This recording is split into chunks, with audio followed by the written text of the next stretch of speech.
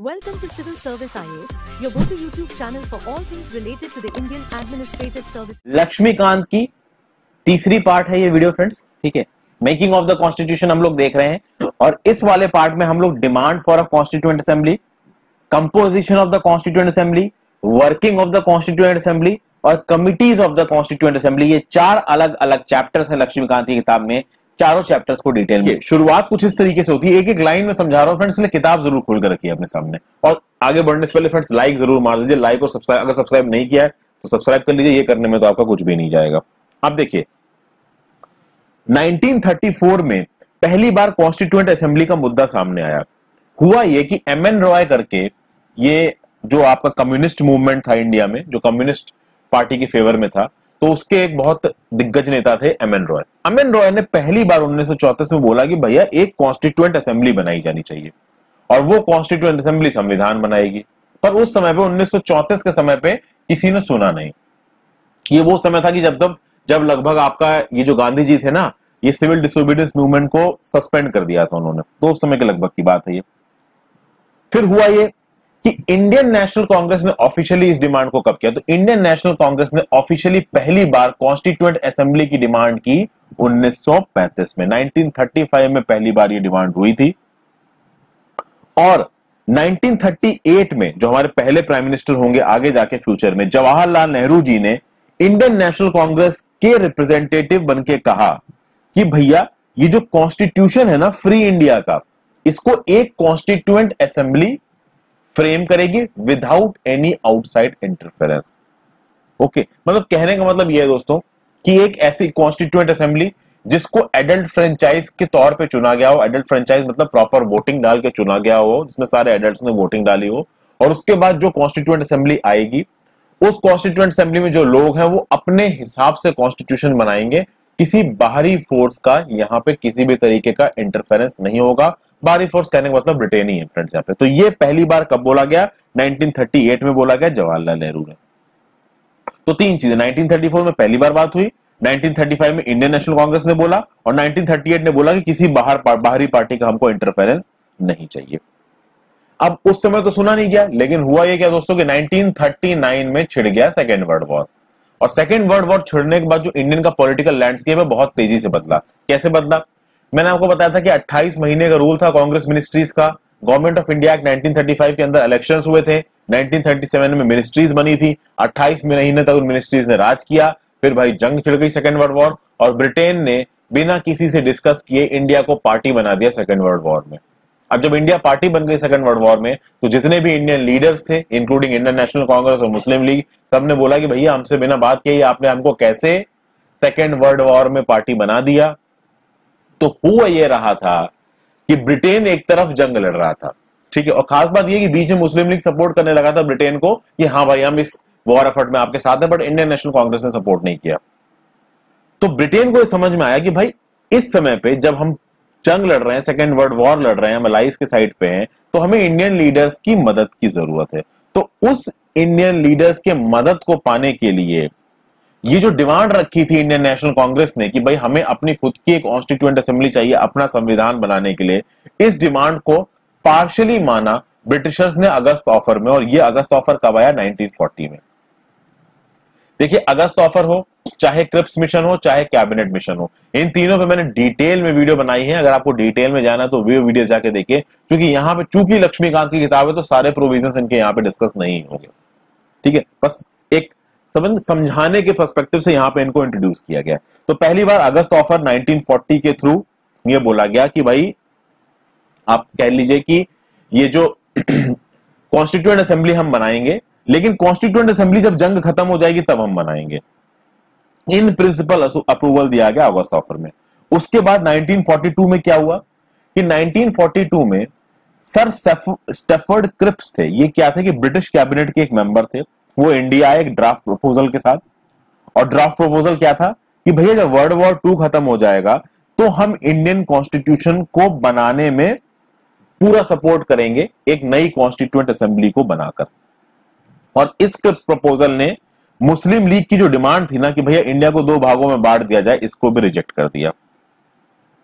तो ये चीज हुई थी दोस्तों, ठीक है फ्रेंड्स। तो दो चीजें आपको समझ में आई, एक तो ऑगस्ट ऑफर और एक क्रिप्स मिशन। और ऑगस्ट ऑफर क्रिप्स मिशन का टारगेट ये था कि भैया हमें कॉन्स्टिट्यूएंट असेंबली बना के दो, हम अपने लॉस खुद बनाएंगे। ब्रिटेन क्या कह रहा था, वर्ल्ड वॉर 2 खत्म हो जाने दो तब हम आपको ये ताकत देंगे। लेकिन वर्ल्ड वॉर 1 के दौरान भी कुछ ऐसी बातें हुई थी।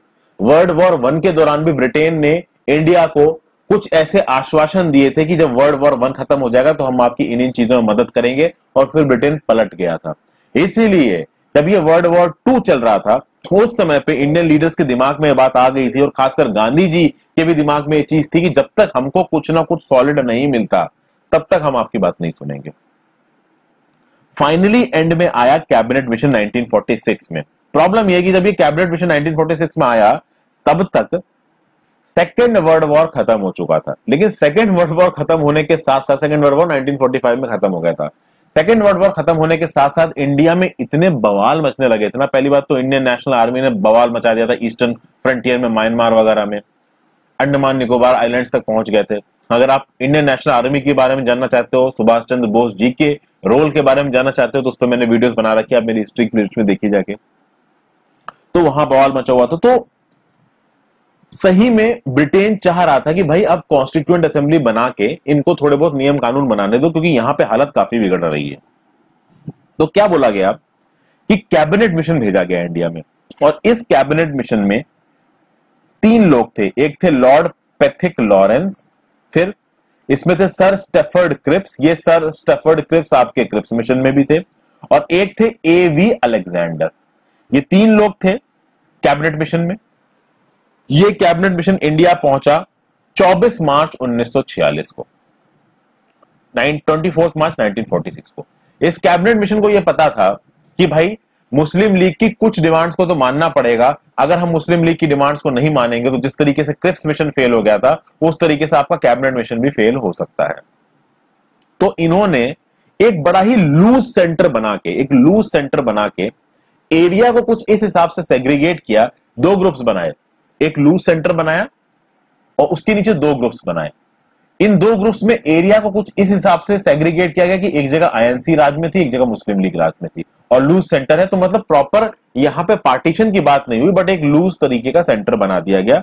और कुछ समय के लिए ये जो कैबिनेट मिशन था ना, ये मुस्लिम लीग को और इंडियन नेशनल कांग्रेस को कन्विंस करने में सक्सेसफुल हो गया कि हाँ भाई इस कैबिनेट मिशन के अंदर हम लोग कुछ सरकार वरकार बनाने की कोशिश करते हैं, कॉन्स्टिट्यूएंट असेंबली बनाने की कोशिश करते हैं। तो जो हमारी कॉन्स्टिट्यूएंट असेंबली बनेगी ना नवंबर 1946 में, वो किसके प्रोविजंस के अंदर बनेगी? वो बनेगी कैबिनेट मिशन के प्रोविजंस के अंदर। ठीक है, आगे चलते हैं। अब जब बात हुई कंपोजिशन, दूसरे पेयर पे आ जाते हैं कि भाई composition of the constituent assembly. I hope friends आपने किताब खोल रखी सामने, जरूरी है। तो भाई कॉन्स्टिट्यूएंट असेंबली कॉन्स्टिट्यूट हुई नवंबर 1946 में। अब यहां पे अच्छा दोस्तों देखिए, इस समय पे काफी बवाल हो रखा था, काफी कुछ हो गया था बैकग्राउंड में, बहुत सारे कम्युनल राइट्स चल रहे थे, बहुत ही सारे। तो मुस्लिम लीग की डिमांड्स को यहां पे मानना मजबूरी हो गई थी।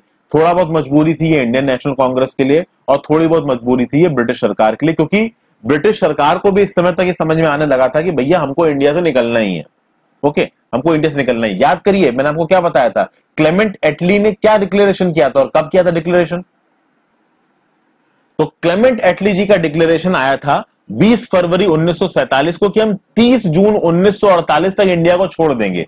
लेकिन जब ये कैबिनेट मिशन की प्रोसीडिंग्स चल रही थी ना, उस समय सबको पता चल चुका था कि भैया देश को आजादी मिलनी ही मिलनी है।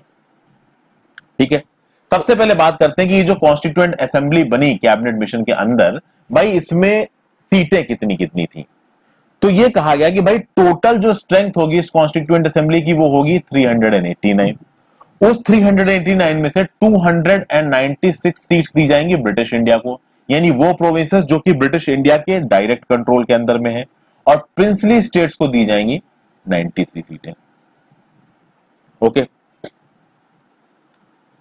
क्लियर हो गए दोस्तों? तो ये एक चीज है। उसके आगे एक और इंफॉर्मेशन दिया हुआ है कि जो भाई 296 ब्रिटिश इंडिया को जो सीट्स अलॉट की गई थी, उसमें 292 मेंबर्स को ड्रॉ किया जाएगा गवर्नर की 11 प्रोविंसेस के द्वारा। अब यहां पे बात आएगी ये प्रोविंसेस कौन कौन सी थी, तो ये Madras, Bombay, UP, Bihar, central province, Odisha, Punjab, NWFP Sindh, Bengal, Assam. ये आपने नोट्स एंड रेफरेंसेस में जाके देख लिया होगा, आई होप। ये एक छोटी, और 4 होंगी 4 चीफ कमिश्नर प्रोविंसेस, जो कि हैं आपकी दिल्ली, अजमेर, मेरवाड़ा, कूर्ग और बलूचिस्तान। तो क्या कहा गया भाई कि भैया जो 296 आपने ब्रिटिश इंडिया को दिया है, उस 296 को 2 भागों में सेग्रीगेट किया, एक 292 और एक 4। तो जो 296 सीटें आपके ब्रिटिश इंडिया वाली प्रोविंसेस को दी गई थी, उनको 2 भागों में सेग्रीगेट किया, एक 292 और एक 4। ये जो 4 थी, ये 4 चीफ कमिश्नर प्रोविंसेस थी उस टाइम पे। चीफ कमिश्नर प्रोविंसेस में कौन कौन सी थी? तो एक दिल्ली था, एक अजमेर मेरवरा था, एक कूर्ग था और एक ब्रिटिश बलूचिस्तान था। और बाकी 292 11 प्रोविंसेस थी, जिसमें बॉम्बे, मद्रास, यूपी, बिहार, जो कि मैंने अभी आपको थोड़ी देर पहले बताया। नोट्स एंड रेफरेंसेस में जाके देखिए लक्ष्मीकांत के, वहां पे लिखा हुआ। तो कुछ इस तरीके की चीजें समझ में आई। और ये जो 389 थी ना फ्रेंड्स, ये पूरे इंडियन सब कॉन्टिनेंट की थी, यानी कि ये पार्टीशन से पहले ये सीटें अलॉट की गई थी। यानी पाकिस्तान का एरिया भी इसमें इंक्लूडेड था, इंडिया का एरिया भी इसमें इंक्लूडेड था। और ऑब्वियसली बात है, हम लोग ब्रिटिश बलोचिस्तान की बात कर रहे हैं, NWFP की बात कर रहे हैं, तो वो सब तो इस समय पाकिस्तान में है। उसके बाद भाई ये जो सीटों का अलॉटमेंट किया गया 389, जिसमें आपने 296 ब्रिटिश इंडिया प्रोविंसेस को दे रखी है, 93 आपने प्रिंसिपल स्टेट्स। आई होप आप समझ पा रहे हैं कि ये ब्रिटिश इंडिया की प्रोविंसेस और प्रिंसली स्टेट्स में क्या फर्क है। मैंने आपको बताया था फ्रेंड्स 1858 में जब आपका गवर्नमेंट ऑफ इंडिया एक्ट 1858 आया था, ईस्ट इंडिया कंपनी को जब डिसॉल्व कर दिया गया था, उस समय पे ब्रिटिश इंडिया के पास कुछ एरिया था जो ब्रिटिश इंडिया के डायरेक्ट कंट्रोल में था, और कुछ ऐसे एरिया था जहां पे राजे रजवाड़े अभी भी रूल कर रहे थे, जो कि प्रिंसली स्टेट्स थे। तो प्रिंसली स्टेट्स को ब्रिटिश गवर्नमेंट ने बोल दिया था कि आप अपने इलाके में रूल कर सकते हैं, हम लैंड रेवेन्यू लेंगे। तो उनको वहां पे रूल करने की आजादी दे दी गई थी, तो वो प्रिंसली स्टेट्स अब तक रूल कर रहे थे। 1858 के बाद ब्रिटिश इंडिया ने एनेक्सेशन नहीं किया है टेरिटरीज का। ओके, तो ये चीज आपको अब तक समझ में है। अब बात ये आते हैं कि भैया ये जो आपने सीटें बांटी हैं, ये किस हिसाब से बांटी गई? तो ऑब्वियसली बात है, seats were allocated in proportion to population, यानी कि पॉपुलेशन के हिसाब से इन सीटों को बांटा गया, और कुछ इस तरीके से रखा गया कि एक सीट 10 लाख लोगों को करस्पॉन्ड करेगी। कुछ इस तरीके से जितना ज्यादा हो सका उस समय पे उतना ज्यादा रखा गया कि एक सीट 10 लाख लोगों को करस्पॉन्ड करेगी। फिर ये बोला गया भाई कि जो ब्रिटिश प्रोविंसेस में सीट्स एलोकेटेड है, ध्यान रखिएगा यहां पे बात आ रही है seats allocated to British provinces, यानी इन 296 सीटों की बात हो रही है, ना कि इन 293 सीटों की। इन 296 सीटों की बात हो रही है, ना कि इन 93 सीटों की। तो ये बोला गया कि ये जो 296 सीटें हैं जो कि हमने ब्रिटिश प्रोविंसेस को दे रखी हैं, यहां पे जो भी सीटें अलॉट होंगी वो 3 कम्युनिटीज में अलॉट होंगी। एक कम्युनिटी होगी मुस्लिम, एक कम्युनिटी होगी सिख और एक कम्युनिटी होगी जनरल। ठीक है, तो मुस्लिम से मुस्लिम्स होंगे, सिख्स में सिख्स होंगे, जनरल अलग होगी। अब बात ये आई कि इन मुस्लिम्स को, इन सिख्स को और इन जनरल को चुना कैसे जाएगा। तो हर कम्युनिटी के लोगों को, चाहे वो मुस्लिम हो, चाहे वो सिख हो, चाहे वो जनरल को एक माना गया। तो जनरल में जैन भी थे भाई, बाकी कम्युनिटीज भी थी, आपकी पारसीज थे, बहुत सारे अलग अलग लोग थे। तो अब देखिए, मुस्लिम सीटों पे जो वोट डाले जाएंगे, प्रोविंशियल लेजिस्लेटिव असेंबली में जो मुस्लिम मेंबर्स होंगे वही इन मुस्लिम सीटों के लिए वोट करेंगे। यानी देखिए दोस्तों, कॉन्स्टिट्यूएंट असेंबली में जब लोग जो बैठ रहे थे उन लोगों का डायरेक्ट इलेक्शन नहीं हुआ है, यानी कॉन्स्टिट्यूएंट असेंबली में जो लोग बैठे उनको चुनने के लिए आबादी ने, आवाम ने वोट नहीं किया है, हमारी देश के लोगों ने वोट नहीं किया। उनको चुनने के लिए जो अलग अलग प्रोविंशियल लेजिस्लेटिव असेंबली थी उनके मेंबर्स ने वोट किया। और कॉन्स्टिट्यूएंट असेंबली में जो मुस्लिम्स बैठेंगे उनके लिए प्रोविंशियल लेजिस्लेटिव असेंबली में जो मुस्लिम्स है वो वोट करेंगे। कॉन्स्टिट्यूएंट असेंबली में जो सिख्स बैठेंगे उनके लिए प्रोविंशियल लेजिस्लेटिव असेंबली में जो सिख्स हैं वो वोट करेंगे। और जनरल वाला, ये तो ग्रुप ही अलग हो गया, तो बाकी सब लोग इस जनरल कैटेगरी के लोगों के लिए वोट करेंगे। ये वोट होगा by the means of proportional representation by means of single transferable vote. Proportional representation by means of single transferable vote कहां कहां इस्तेमाल होता है दोस्तों? ये हमारे देश में इस्तेमाल होता है प्रेसिडेंट के चुनाव में। प्रेसिडेंट की चुनाव की वीडियो को जाके देखिए दोस्तों, वहां पे आपको बहुत अलग चीजें समझ में आएंगी। अच्छा, एक सवाल है आपसे, क्या प्रेसिडेंट के अलावा ये proportional representation by means of single transferable vote क्या किसी और डिग्निटरी के भी चुनाव में इस्तेमाल किया जाता है? ये मेरा सवाल है, आपको जाके इसका आंसर ढूंढने की कोशिश कीजिए। तो यहां पे आपको समझ में आ गया कि कॉन्स्टिट्यूएंट असेंबली में जो मुस्लिम, सिख और जनरल कम्युनिटी के लोग बैठे थे उनको कैसे चुना गया। तो इनडायरेक्ट इलेक्शन हुआ, यहां पे डायरेक्ट इलेक्शन नहीं हुआ था। तो ये तो बात की हमने ब्रिटिश इंडिया प्रोविंसेस में जो सीटें अलॉट की गई थी उनकी। ये 93 सीटों पे कैसे बात हो जाएगी भाई? ये जो 93 सीटें ना जो प्रिंसली स्टेट्स को अलॉट की गई थी, यहां पे कैसे इलेक्शन होगा? तो भैया देखो, प्रिंसली स्टेट्स क्या है ना, देखो दोस्तों, प्रिंसली स्टेट्स राज कर रहे थे अपने इलाके में, उनको क्या फर्क पड़ता है कि भाई लोग अच्छे हैं कैसे नहीं है? उनकी तानाशाही चल रही थी और ब्रिटिशर्स ने उनकी तानाशाही में कभी इंटरफेयर नहीं किया। वो लोगों को कितना परेशान कर रहे हैं, क्या लग्जरी कर रहे हैं, कुछ लोगों के लिए कर भी रहे हैं कि नहीं कर रहे हैं, कोई मतलब नहीं था ब्रिटेन को इससे। लेकिन अब इन प्रिंसली स्टेट्स को इंडिया में मिलाना था, तो इंडियन नेशनल कांग्रेस ने सोचा कि फालतू में इन प्रिंसली स्टेट्स को परेशान करके या अभी इनसे पंगा लेने का कोई मतलब नहीं है। इंडियन नेशनल कांग्रेस ने सोचा कि भाई ये जो रिप्रेजेंटेटिव्स है ना प्रिंसली स्टेट्स के, यानी ये 93 सीटें जो कि प्रिंसली स्टेट से आनी है, ये जो प्रिंसली स्टेट्स के भाई राजा है ना, जो हेड्स हैं प्रिंसली स्टेट्स के, ये हेड ही नॉमिनेट कर देंगे जिनको, वो कॉन्स्टिट्यूएंट असेंबली के मेंबर बन जाएंगे। समझ गए दोस्तों आप बात को? यानी प्रिंसली स्टेट्स के जो हेड होंगे, जो वहां के राजे होंगे, वो राजा नॉमिनेट करेगा कि भाई हमारे प्रिंसली स्टेट की तरफ से कॉन्स्टिट्यूएंट असेंबली में कौन जाएगा। तो यहां पे किसी भी तरीके का इलेक्शन नहीं हुआ, जो राजा था उसी राजा को ताकत दे दी गई, क्योंकि उस समय पे जब कॉन्स्टिट्यूएंट असेंबली बन रही है, आगे जब संविधान बनेगा, नियम कानून बनेंगे, तब वोटिंग की बात करेंगे।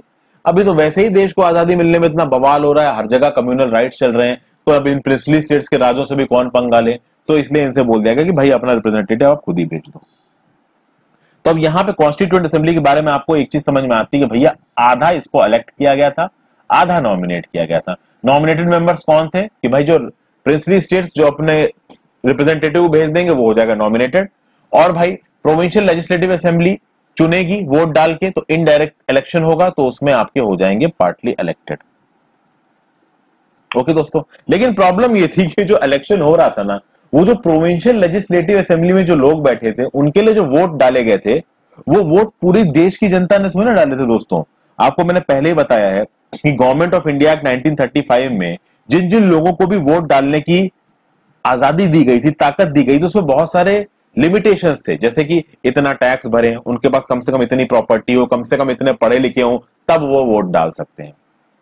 तो ऑब्वियस सी बात है, गवर्नमेंट ऑफ इंडिया एक्ट 1935 के अंदर जितने लोगों को वोट डालने की आजादी थी वो बहुत कम थे, lump sum 10% of the Indian population. उन्होंने चुना था प्रोविंशियल लेजिस्लेटिव असेंबली के लोगों को, और वो प्रोविंशियल लेजिस्लेटिव असेंबली के लोग कॉन्स्टिट्यूएंट असेंबली के लोगों को चुन रहे थे। लेकिन उस समय पे ज्यादा ऑप्शंस नहीं थे हम लोग के पास। हम लोग भाई आजादी चाह रहे थे, और चाह रहे थे कि एक ऐसा संविधान बन जाए जो सारे क्लासेस का ध्यान रखे, और इसलिए आगे बढ़े, जो कि जरूरी भी था। तो भाई देखिए, जुलाई से अगस्त में 1946 इन द आप कह सकते हैं कि जुलाई टू अगस्त 1946 में भाई ये इलेक्शंस कंडक्ट हुए पूरे इंडिया भर में। जब ये इलेक्शंस कंडक्ट हुए, एंड में किसने कितने कितने वोट जीते, तो आप कह सकते हैं कि इंडियन नेशनल कांग्रेस को मिले 208 सीटें, मुस्लिम लीग को मिली 73 सीट्स, और बाकी छोटे मोटी जो पॉलिटिकल पार्टीज थी उनको 15 सीटें मिली। तो कितनी हो गई है? 208 प्लस 73 हो गया 281, और 281 प्लस 15 हो गया 296। तो ये जो ब्रिटिश इंडियन प्रोविंसेस को जो सीटें अलॉटेड थी वो 296 आ गई। 93 प्रिंसली स्टेट्स वाली चीजों को क्या हुआ? देखिए फ्रेंड्स, ये जो 93 सीट्स थी ना, जो प्रिंसली स्टेट्स को अलोकेटेड थी, कोई आया ही नहीं इन सीटों पे। यानी कि जो प्रिंसली स्टेट्स के राजा थे, इन्होंने अपने किसी भी रिप्रेजेंटेटिव को भेजा नहीं। उनका सीधा सीधा मतलब था कि भैया हमें कॉन्स्टिट्यूएंट असेंबली से कोई मतलब ही नहीं। क्यों उनको मतलब नहीं? क्योंकि भाई वो तो अपने इलाके में राज कर रहे हैं ना। मैंने आपको बताया ना कि आपको एक छोटे से टाउन का भी अगर राजा बना दिया जाएगा तो आप बोलोगे कि भैया मैं तो राज करूंगा, मुझे नहीं मतलब है डेमोक्रेसी से, आजादी से, लोगों से, मुझे तो अपनी गद्दी से मतलब है। तो इन प्रिंसली स्टेट्स को लगा कि कहां इस कॉन्स्टिट्यूएंट असेंबली के लफड़े में पड़ेंगे, इसके लफड़े में पड़ जाएंगे, हमारी पावर्स चली जाएंगी। इसलिए शुरू में तो इन 93 प्रिंसली स्टेट से कोई आया ही नहीं कॉन्स्टिट्यूएंट असेंबली में। ठीक है। तो भाई इस कॉन्स्टिट्यूएंट असेंबली ने इन्हीं 296 मेंबर्स से काम करना शुरू किया। अच्छा, एक बात खास बात है फ्रेंड्स कि मुस्लिम्स और सिख्स को रिप्रेजेंटेशन मिला था, बाकी कम्युनिटीज को रिप्रेजेंटेशन नहीं था।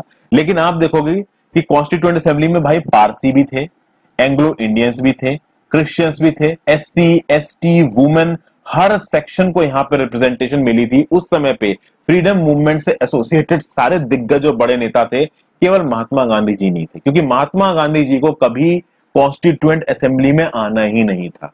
उनको राजपाट से कोई मतलब ही नहीं था। वो एक ऐसे आदमी थे जो जेन्युइनली इंडिया की आजादी चाहते थे। और आपको एक बात बता दूं, 1947 में जब इंडिया आजाद हुआ था ना, तो महात्मा गांधी जी ने कहा था कि इंडियन नेशनल कांग्रेस को डिसॉल्व कर देना चाहिए, खत्म कर देना चाहिए, क्योंकि इंडियन नेशनल कांग्रेस का काम था आजादी दिलाना। लेकिन इंडियन नेशनल कांग्रेस को खत्म कर देंगे, जो दिग्गज नेता है वो राजपाट में कैसे आएंगे? तो ऑब्वियस सी बात है वो नहीं किया गया। तो महात्मा गांधी जी एक ऐसे इंसान थे जिनको सच में आजादी चाहिए थी और कुछ नहीं चाहिए था। खैर, उसको हटाते हैं, आगे चलते हैं। जो पहली मीटिंग हुई कॉन्स्टिट्यूएंट असेंबली की, वो होगी आपके 9 दिसंबर 1946 को न्यू दिल्ली में। और इसमें असेंबली के इंटरिम प्रेसिडेंट या कह सकते हैं कि टेम्पररी प्रेसिडेंट होंगे कौन? डॉक्टर सच्चिदानंद सिन्हा। अब हम शुरू करेंगे working of the constituent assembly.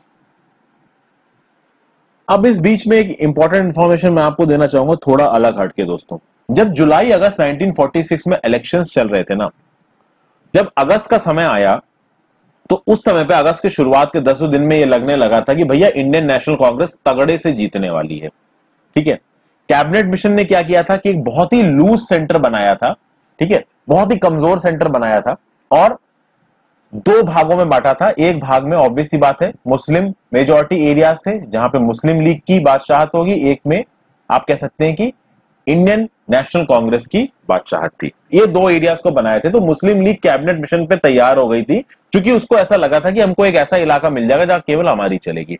लेकिन जब कांग्रेस जीत रही थी ना दोस्तों, तो उस समय पे इस तरीके की आवाजें उठने लगी कांग्रेस के अंदर से। 1-2 बार जवाहरलाल नेहरू जी ने भी स्टेटमेंट दिया कि जब हम जीत जाएंगे और जब हमारे पास मेजॉरिटी होगी, तो हम इस लूज सेंटर को एक स्ट्रॉन्ग सेंटर में कन्वर्ट करेंगे और ये जो प्रोविंसेस को, 2 अलग अलग प्रोविंसेस को जो ताकतें दी जाएंगी, ये ताकतें हम छीनेंगे और हम सेंटर को स्ट्रॉन्ग बनाएंगे, देश को स्ट्रॉन्ग बनाएंगे।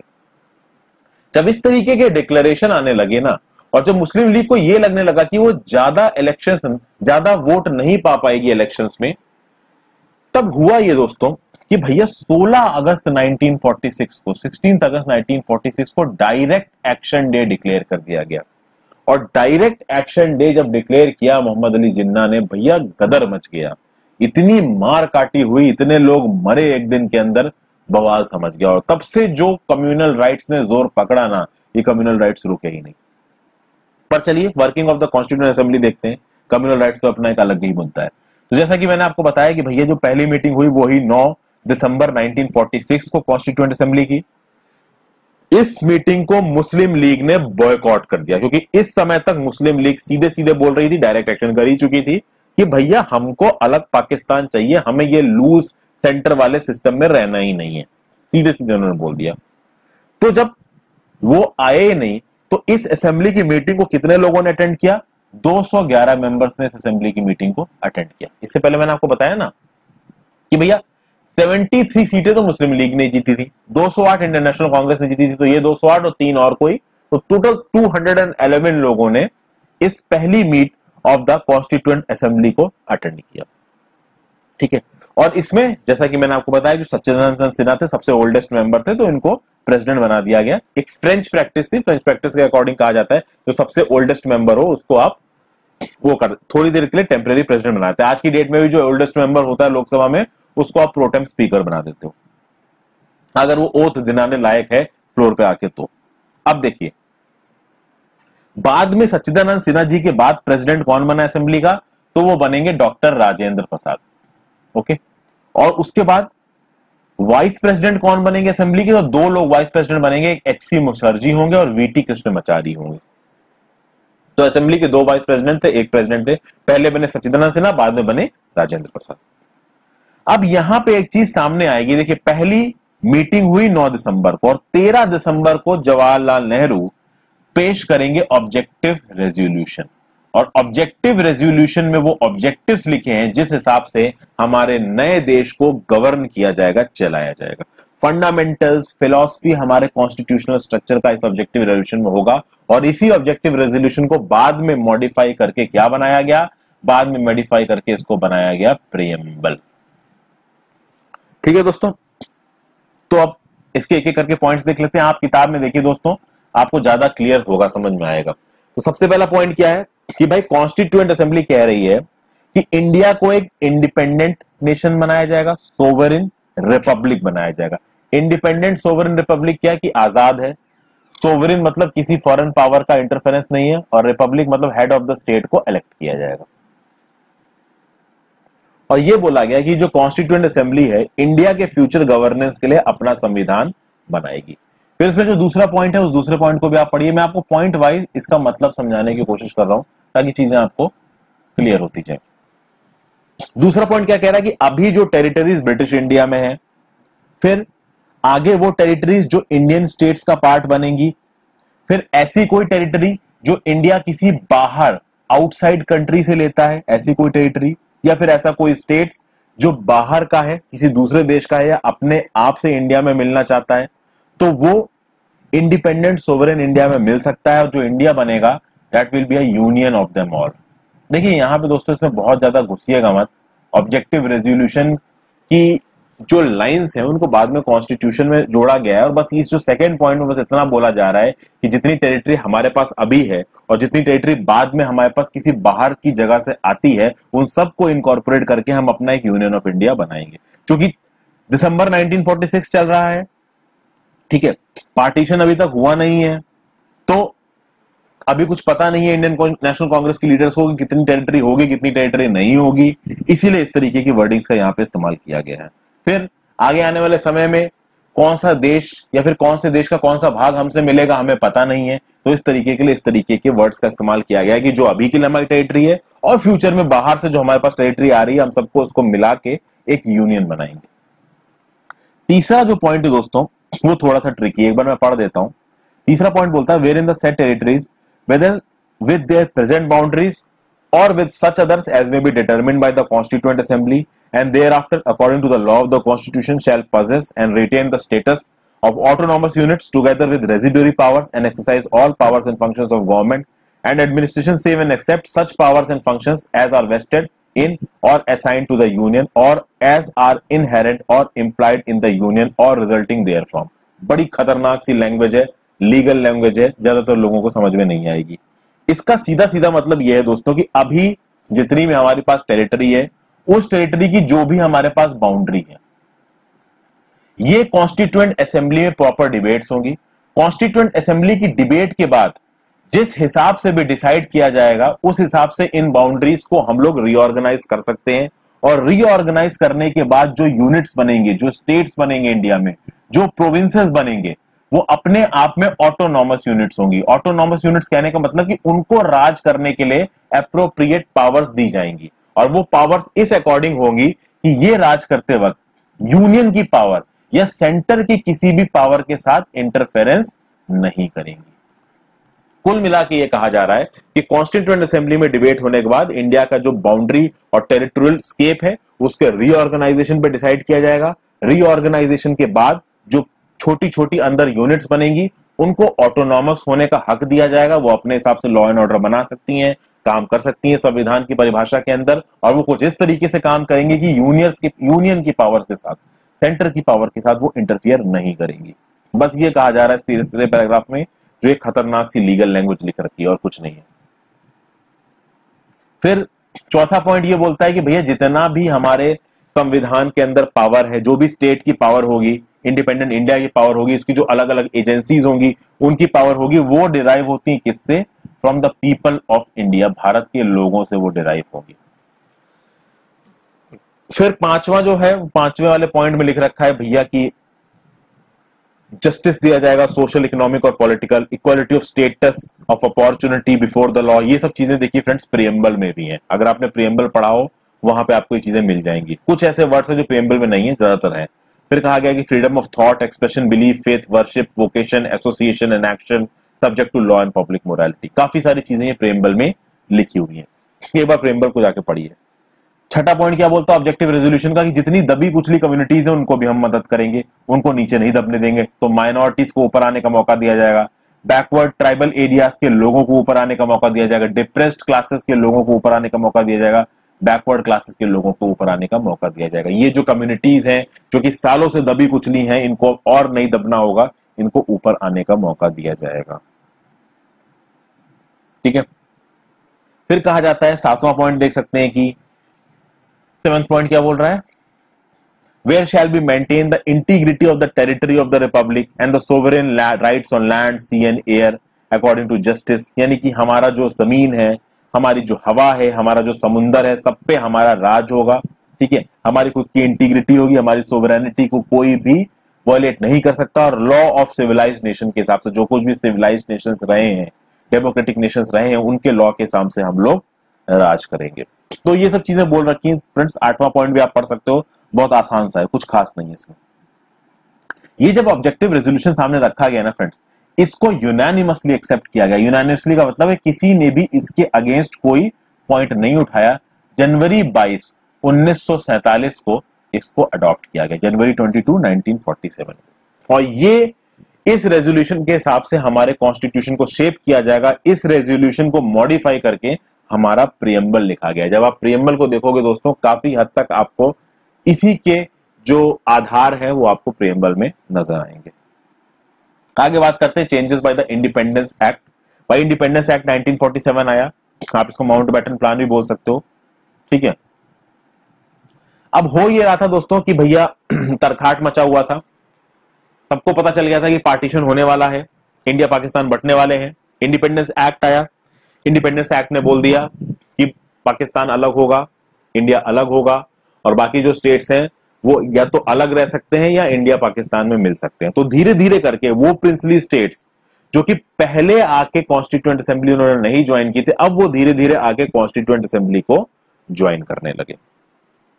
ठीक है, धीरे धीरे आ रहे थे भाई। माउंटबेटन प्लान को 3 जून 1947 को इंडियन नेशनल कांग्रेस और मुस्लिम लीग दोनों ने एक्सेप्ट कर लिया था। ये कहा जा चुका था, ये तय हो चुका था कि भाई देश का विभाजन होगा धर्म के आधार पर।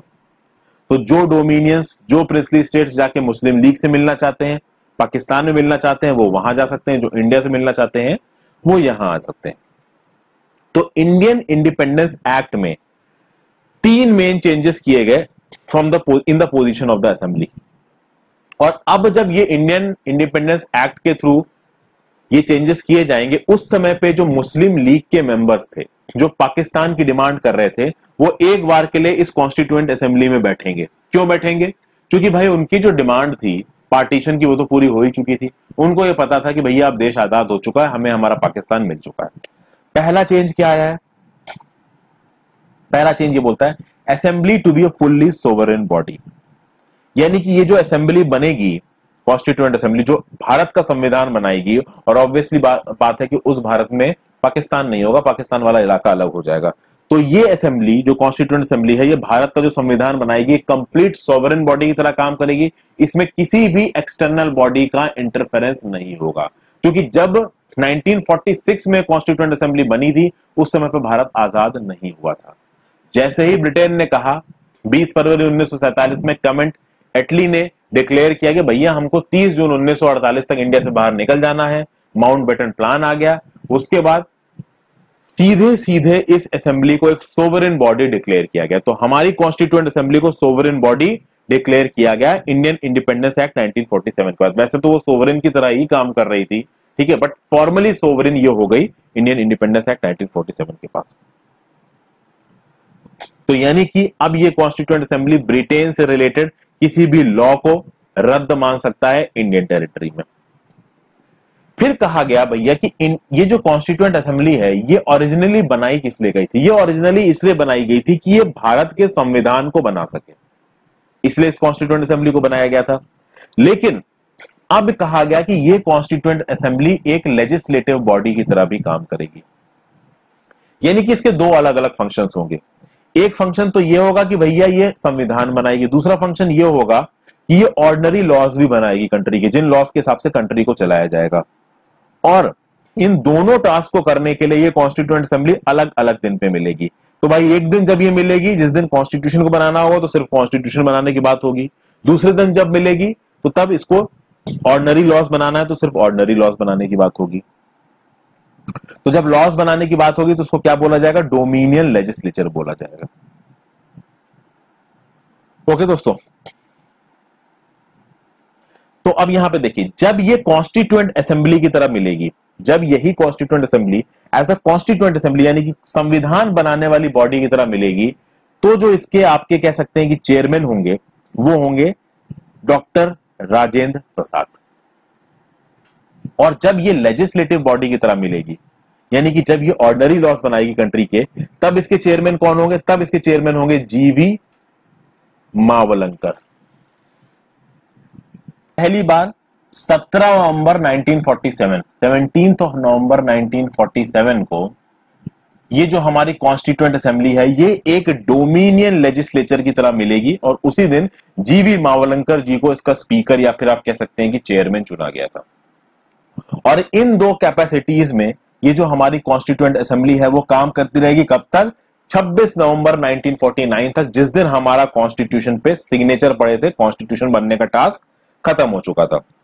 हालांकि हमारा जो गणतंत्रता दिवस है वो 26 जनवरी 1950 है, लेकिन 26 नवंबर 1949 पे सिग्नेचर हो गए थे। आप प्रेम्बल देखोगे तो उसमें डेट लिखी है 26 ऑफ नवंबर 1949। ठीक है दोस्तों, तीसरी चीज बात करते हैं कि भैया ये बोल दिया गया कि वो इलाके जो कि अब पाकिस्तान में इंक्लूड हो गए हैं, पाकिस्तान में इंक्लूड करने वाले इलाके कौन कौन से दोस्त थे दोस्तों? तो भैया वेस्ट पंजाब आपका पाकिस्तान में चला गया था, ईस्ट बंगाल आपका पाकिस्तान में चला गया था, NWFP यानी नॉर्थ वेस्टर्न फ्रंटियर प्रोविंस, जहां पे रेड शर्ट्स एक्टर्स एक्टिव थे, जिनको खुदाई खिदमत गार्ड्स कहा जाता था, जिनके लीडर थे खान अब्दुल गफ्फार खान, गांधी जी के वो बहुत बड़े भक्त थे, नॉन वायलेंस सिद्धांत के वो फॉलोवर थे। ठीक है, वो उस इलाके में एक्टिव थे, तो ये इलाका भी चला गया पाकिस्तान में। फिर सिंध का इलाका, बलूचिस्तान का इलाका, आसाम की एक डिस्ट्रिक्ट थी सिलहेट डिस्ट्रिक्ट, ये भी भाई आपकी चली गई पाकिस्तान में, और पाकिस्तान के लिए एक सेपरेट कॉन्स्टिट्यूएंट असेंबली बन गई। और अब इंडिया की कॉन्स्टिट्यूएंट असेंबली अलग हो गई, पाकिस्तान की कॉन्स्टिट्यूएंट असेंबली अलग हो गई। तो ऑब्वियस सी बात है, जब शुरू में टोटल मेंबरशिप कॉन्स्टिट्यूएंट असेंबली की निकाली गई थी वो थी 389, जिसमें इंडिया के इलाके भी थे और पाकिस्तान के भी इलाके थे। अब जब पाकिस्तान की कॉन्स्टिट्यूएंट असेंबली अलग होगी तो 90 सीटों को हटा दिया जाएगा, और अब कितनी बचेंगे? अब बचेंगे 299। ठीक है दोस्तों, अब जब बात की जाएगी 299 टोटल सीटें हैं, तो जो ब्रिटिश इंडिया प्रोविंसेस थी, जो कि पहले थी 296, वो ब्रिटिश इंडिया प्रोविंसेस हो जाएंगी 229, और जो प्रिंसली स्टेट्स की जो सीटें थी 93, वो अब हो जाएंगी 70। टेबल 2.4 जाके देख लीजिए, आपको चीजें पता चल जाएंगी। देखिए, मैं ये जो बहुत सारी ट्रिकी चीजें हैं दोस्तों, उसको आसान करके आपको बता रहा हूं। लक्ष्मीकांत का मुद्दा मेरा कराने का यही है कि भैया चीजों को आसान करके मैं आपको समझा दूं, बाकी तो आप लोग खुद ही समझदार हो, समझना आपको खुद ही है। क्योंकि लीगल लैंग्वेज है लक्ष्मीकांत में, तो लीगल लैंग्वेज को समझने में परेशानी होती है, तो मेरा बस यहाँ पे यही ऑब्जेक्टिव है कि मैं आपको चीजों को समझा दूं। अब बहुत आसान सी चीजें आती हैं फ्रेंड्स। कुछ और इंपॉर्टेंट फंक्शंस इस असेंबली ने परफॉर्म किए थे। असेंबली ऑर्डिनरी लॉज भी बना रही थी, असेंबली भाई आपके कॉन्स्टिट्यूशन को भी बना रही थी। इसी असेंबली ने 4-5 काम और किए। असेंबली ने बोला कि भाई हम कॉमनवेल्थ के मेंबर बने रहेंगे। तो कॉमनवेल्थ का भैया हेड कौन था? तो वो थे ब्रिटेन के राजा। तो हम कॉमनवेल्थ के मेंबर बने रहेंगे। ये डिसाइड कब किया इस कॉन्स्टिट्यूएंट असेंबली में? मई 1949।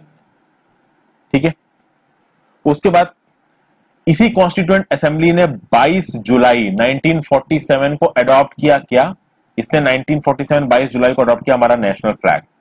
नेशनल एंथम को कब अडॉप्ट किया गया? ये अडॉप्ट किया 24 जनवरी 1950 को। फिर हम बात करते हैं नेशनल सॉन्ग को कब अडॉप्ट किया गया?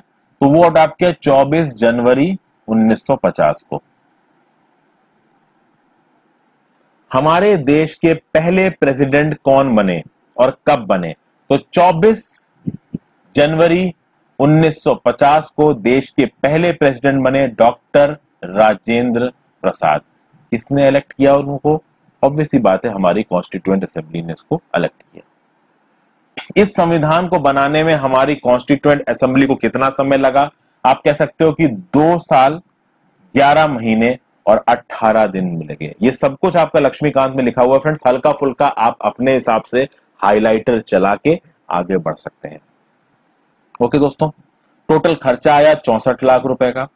भाई लंबा समय लग गया इसको बनाने में। 24 जनवरी 1950 जिस दिन डॉक्टर राजेंद्र प्रसाद को प्रेसिडेंट चुना गया, उस दिन कॉन्स्टिट्यूएंट असेंबली का फाइनल सेशन था। ओके दोस्तों, उसके बाद भी आप कह सकते हो कि एज अ प्रोविजनल पार्लियामेंट इसने काम किया। 26 जनवरी 1950 के बाद भी इसने प्रोविजनल पार्लियामेंट काम किया, जब तक नई पार्लियामेंट नहीं बन गई। अब सवाल उठता है भैया कि ये नई पार्लियामेंट का क्या चक्कर? नई पार्लियामेंट का चक्कर ये है कि देखिए, चुनाव हुए और पहली इलेक्टेड पार्लियामेंट बनी मई 1952 में। तो मई 1952 में बनेगी पहली पार्लियामेंट। तो मई 1952 तक कुछ तो होना चाहिए ना राज करने के लिए। तो क्या था? तो वो था प्रोविजनल पार्लियामेंट। यानी 17 अप्रैल 1952 तक ये प्रोविजनल पार्लियामेंट रहेगी। तो कब से कब तक दोस्तों? 24 जनवरी 1950 को फाइनल सेशन था। तो भैया 24 जनवरी 1950 से लेके कब तक? 17 अप्रैल 1952 तक हमारी कॉन्स्टिट्यूएंट असेंबली ने एक प्रोविजनल पार्लियामेंट की तरह काम किया। और नई पार्लियामेंट इलेक्शंस के बाद चुन के आएगी मई 1952 में, जिसमें हमारे प्रधानमंत्री होंगे हमारे प्यारे नेहरू जी। तो इतनी चीजें आई होप आपको समझ में आ गई हो दोस्तों। ठीक है, धीरे धीरे करके बता रहा हूं। ये सब बड़ी इंपॉर्टेंट चीजें हैं कि नेशनल फ्लैग कब अडॉप्ट हुआ, नेशनल एंथम कब अडॉप्ट हुई, नेशनल सॉन्ग कब अडॉप्ट हुआ, किस दिन पे हमारे पहले राष्ट्रपति चुने गए। ये सब छोटे छोटे जो सवाल बनते हैं ना आपके छोटे छोटे एग्जामों में, पीसीएस को छोटा एग्जाम तो नहीं, एक दो वन सिंगल नंबर क्वेश्चन आ जाते हैं, एसएससी में आ जाते हैं, रेलवेज में आ जाते हैं, वहां पे इस तरीके के सवाल बहुत पूछे जाते हैं। तो इसलिए पूरी डिटेल में मैं चीजें आपके साथ कवर कर रहा हूं। फिर हम बात करते हैं भैया committees of the constituent assembly. देखिए, जब संविधान बन रहा था तो संविधान बनने के समय में बहुत अलग अलग टास्क थे। उन अलग अलग टास्कों को करने के लिए अलग अलग कमिटियां बनाई गई थी। कुछ इंपॉर्टेंट कमिटीज थी, कुछ माइनर कमिटीज थी। तो भैया चार जो सबसे इंपॉर्टेंट कमिटी है वो मैंने यहां लिख दी है। Union powers committee, chairman Jawaharlal Nehru. Union constitution committee, chairman Jawaharlal Nehru. Provincial constitution committee, ये तो आप गेस कर सकते हैं, सरदार पटेल जी। और ड्राफ्टिंग कमिटी के चेयरमैन थे हमारे बाबा साहब अम्बेडकर जी। ठीक है, drafting committee one of the most important committees. इसमें कितने मेंबर्स थे ये भी हम बात करेंगे। अच्छा, आप लक्ष्मीकांत की किताब में देखेंगे तो आप आगे देखोगे friends, advisory committee on fundamental rights, minorities and tribal and excluded areas, इसके सरदार पटेल जी थे। तो और भी सारी कमिटीज लिखी हुई हैं दोस्तों, उनको एक बार देख लीजिए। अब ये सब चीजें तो समझाने वाली है नहीं, तो उनमें मैं क्या ही बताऊं आपको। माइनर कमिटीज भी आगे लिखी हुई हैं, जैसे कि क्रेडेंशियल्स कमिटी के हेड थे आपके Alladi Krishna Swami Iyer. Finance and staff committee के हेड थे डॉक्टर राजेंद्र प्रसाद। मुझे नहीं लगता कि कहीं भी ये सवाल इस तरीके के पूछे जाने वाले हैं। हाँ, एक बहुत इंपॉर्टेंट सवाल है फ्रेंड्स की ड्राफ्टिंग कमिटी जिसने हमारे संविधान को बनाया, इसको सेटअप कब किया गया? तो ड्राफ्टिंग कमिटी को सेटअप किया गया फ्रेंड्स 29 अगस्त 1947 को बनाया गया था ड्राफ्टिंग कमिटी को। ओके, इस ड्राफ्टिंग कमिटी का काम क्या था कि भैया interested with the task of preparing a draft of the new constitution. तो भैया यहां पे मेंबर कौन कौन थे? सबसे पहले मेंबर तो भाई देखिए सबको पता है, चेयरमैन थे हमारे अंबेडकर साहब। और कौन कौन से मेंबर थे? तो एन गोपाल स्वामी अयंगर थे, अलादी कृष्ण स्वामी अय्यर थे, टी एम मुंशी जी थे, फिर सैयद मोहम्मद सौदुल्ला थे, एन माधव राव थे। इन एन माधव राव ने बीएल मित्तर जी को रिप्लेस किया था, जिनकी तबियत खराब थी तो उन्होंने रिजाइन कर दिया था। फिर टी कृष्णमाचारी जी थे, टी कृष्णमाचारी जी, इन्होंने रिप्लेस किया था डीपी खेतान जी को, जो कि 1948 में जिनकी डेथ हो गई थी। और इस ड्राफ्टिंग कमिटी ने अलग अलग कमिटीज की प्रपोजल को लिया, पहला ड्राफ्ट बनाया कॉन्स्टिट्यूशन ऑफ इंडिया का। पहला ड्राफ्ट कॉन्स्टिट्यूशन ऑफ इंडिया का फरवरी 1948 में पब्लिश हुआ। उस पर काफी बहस हुई दोस्तों, लोगों के सामने उस ड्राफ्ट को रखा गया, लोगों से सुझाव मांगे गए, अमेंडमेंट्स मांगे गए, लोगों ने अपने सुझाव दिए जो पढ़े लिखे लोग थे। उसके बेसिस पे एक दूसरा ड्राफ्ट बना, उस दूसरे ड्राफ्ट को पब्लिश किया गया अक्टूबर 1948 में। ठीक है, उस पर बहुत दिन तक सुझाव हुए और फाइनली एंड में हमारा ये कॉन्स्टिट्यूशन बनेगा। जो ड्राफ्टिंग कमिटी थी ना, लगभग 141 दिन बैठ के उसने काम किया था, हालांकि इतना इंपॉर्टेंट है नहीं दोस्तों।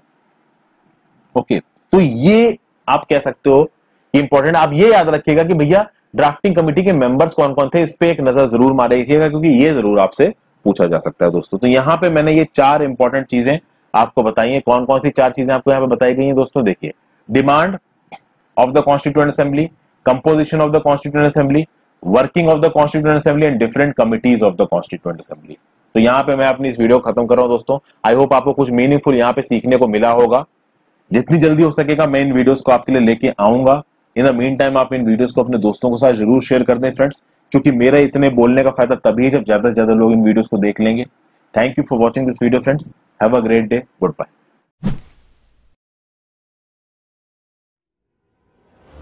By subscribing to our channel, you'll gain access to a wealth of engaging videos that aim to educate and inspire.